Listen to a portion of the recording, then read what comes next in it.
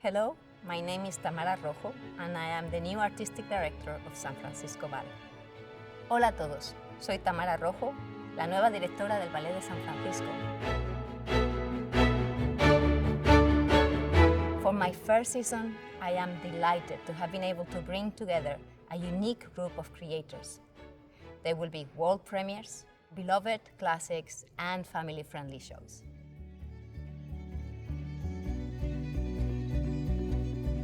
Mere Mortals started with a conversation with Sam Shepard, Floating Points, about the philosophical questions that humanity should be asking itself right now about artificial intelligence.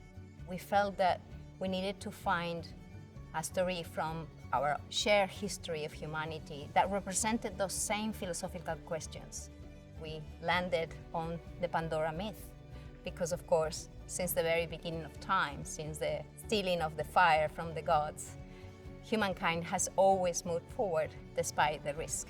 Sam is working right now in creating this score with his unique combination of electronic music, synthesizers, and of course, our own orchestra. I wanted to bring somebody really special into this mix of creatives, and Asher Barton was the first person I thought about. She is an amazing choreographer with a real unique voice that I felt fitted perfectly these moral and spiritual questions we wanted to tackle. The last big bit of that puzzle, of course, is Hamill Industries. With the technologies they work with, the ideas, the designs, the opera house is going to feel very different. It's going to look very different. The British icons of choreography are Sir Frederick Ashton and Sir Kenneth Macmillan. Their work was very narrative-led, with strong and complicated characters throughout that dancers love to perform. The two works that we will be bringing is Song of the Earth by Kenneth Macmillan and Marguerite and Armand, which was created by Frederick Ashton for the most iconic of couples, they Margot Fonteyn and Rudolf Nureyev.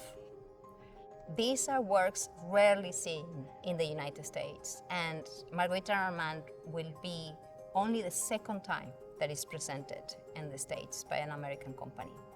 So I'm very excited for all of you to discover this jewel of the British traditional ballet.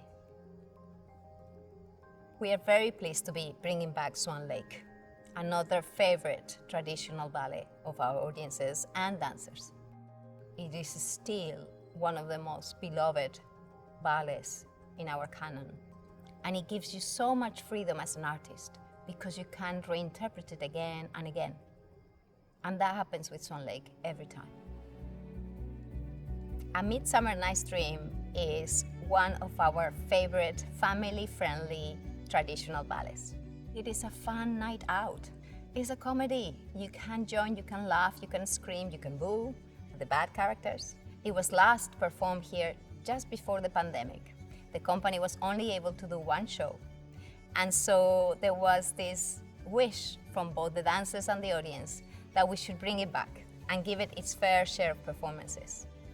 This time, however, we bring a fantastic design by Christian Lacroix. He created it for Paris Opera a couple of years ago.